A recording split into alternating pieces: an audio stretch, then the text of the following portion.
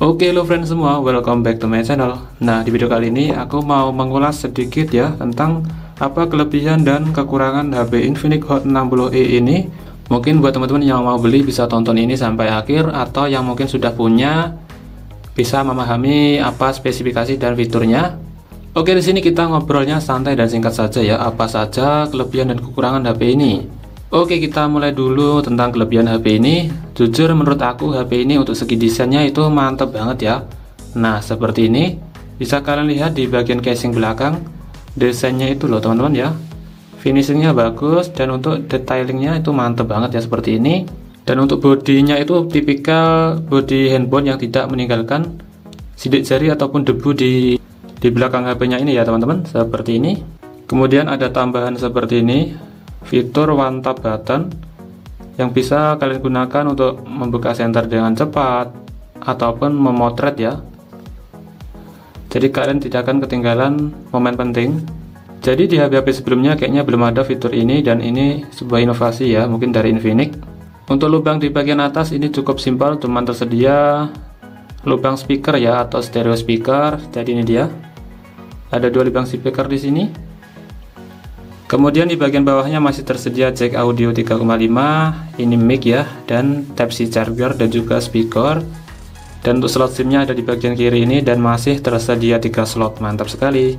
Oke, itu dia dari segi desain. Kemudian untuk chipsetnya, HP ini mengusung chipset MediaTek Helio G81 ya teman-teman.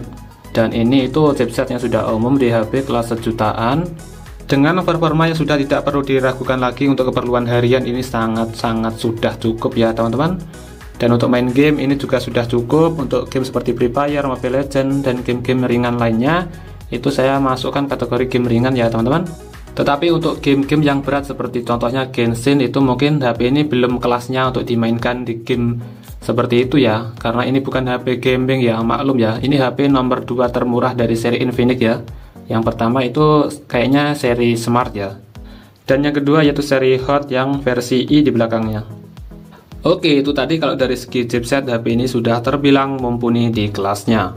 Kemudian yang ketiga dari segi resolusi kamera. Nah HP ini dibekali dengan dua kamera belakang dan juga kamera depan.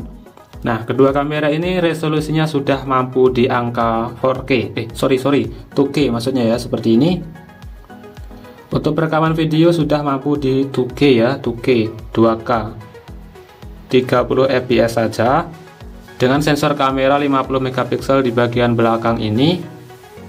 Kemudian untuk kamera depan, dan untuk kamera depannya menggunakan sensor 8 megapiksel, dan untuk resolusi videonya sama seperti yang kamera belakang, yaitu sampai 2K atau 2K. Kemudian kelebihan yang selanjutnya, HP ini mengusung pengisian daya hypercharge ya, 45 watt. Ini bawaan casnya juga, dengan baterai yang cukup jumbo yaitu 5160 mAh atau mAh. Jadi ini sebuah kelebihan ya, mengingat desainnya cukup tipis atau slim, tetapi baterainya itu cukup gede. Jadi terbilang mantap banget. HP yang cukup terbilang slim atau tipis tetapi mengusung baterai jumbo. Kemudian kelebihan lainnya, HP ini menggunakan AI yang cukup banyak di dalamnya. Ada Volax, dan juga bisa kalian cek sendiri di pengaturan atau di setting. Nah ini dia ada fitur tersendiri yang dikumpulkan di sini, Infinix AI. Ada Volax Voice atau Volax suara, terjemahan, asisten dokumen, dan lain-lain ya. Tetapi mohon maaf di sini saya tidak membahasnya fitur AI ini satu persatu. Mungkin kalian juga sudah paham ya teman-teman. Kemudian HP ini juga sudah support NFC, di harga sejutaan sudah support NFC, itu tentunya mantap sekali. Dan juga giroskopnya sudah hardware. Untuk NFC bisa kalian cek di sini teman-teman ya. Nah ini dia NFC. Jika belum muncul NFC bisa klik di sini di icon edit shortcut ini, edit pintasan. Bisa kalian pindahkan dari bawah ke atas.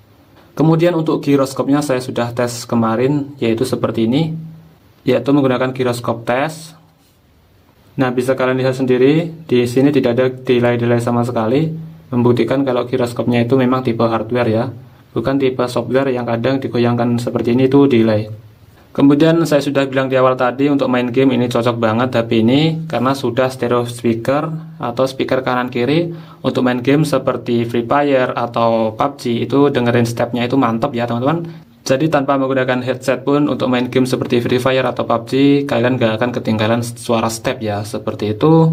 Kemudian HP ini sudah dibekali fitur fingerprint teman-teman, fingerprint dan juga flash unlock atau buka kunci dengan wajah. Dan untuk yang terakhir ya, kemudian yang terakhir yaitu untuk Android-nya, ini sudah mengusung sistem Android yang terbaru yaitu Android 15. Jadi kalian gak akan khawatir untuk kedepannya, ini masih panjang ya teman-teman. Untuk seri updatean yang selanjutnya, HP ini masih layak untuk dipakai beberapa tahun ke depan ya, atau masih jangka panjang.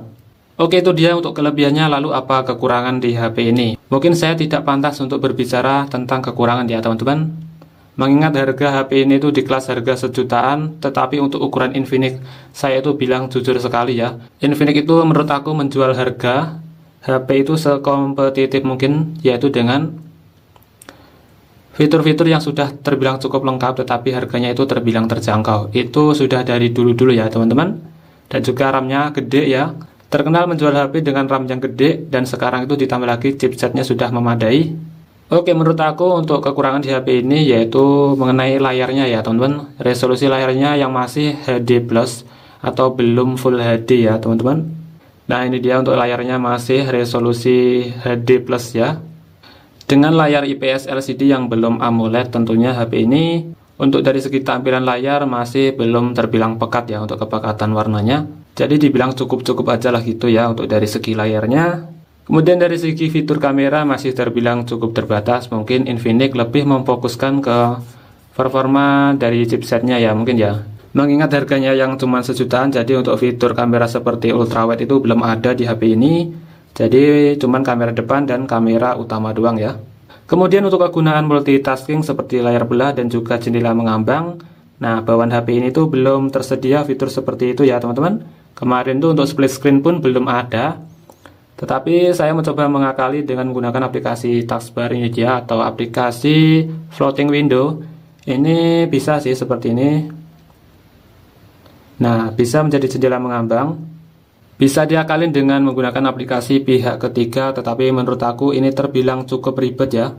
Jika harus menggunakan aplikasi pihak ketiga hanya untuk jendela mengambang mungkin ya seperti itu. Mungkin buat teman-teman yang ingin mengaktifkan jendela mengambang di HP ini, bisa melihat di tutorial saya yang sebelumnya ya teman-teman. Saya sudah membuatkan tutorialnya untuk tutorial jendela mengambang di HP ini. Seperti itu. Bisa diakalin, cuman menurut aku itu ya sedikit ribet aja ya teman-teman. Kemudian yang terakhir yang dibilang kekurangan di HP ini yaitu untuk tipe memorinya, dia masih menggunakan slot eMMC ya teman-teman, seperti ini. Dan belum menggunakan tipe UFS yang terbilang cukup cepat dibanding tipikal eMMC. Oke, itu dia kelebihan dan kekurangan di HP ini. Mungkin bisa kalian pertimbangkan untuk membelinya. Menurut aku HP ini masih worth it untuk dibeli ya teman-teman di tahun ini, mengingat harganya cukup terjangkau dan fiturnya juga cukup lengkap. Masih terbilang mumpuni untuk kepentingan harian, mungkin untuk orang tua ataupun untuk anak kalian. Semoga bermanfaat, jangan lupa like dan subscribe.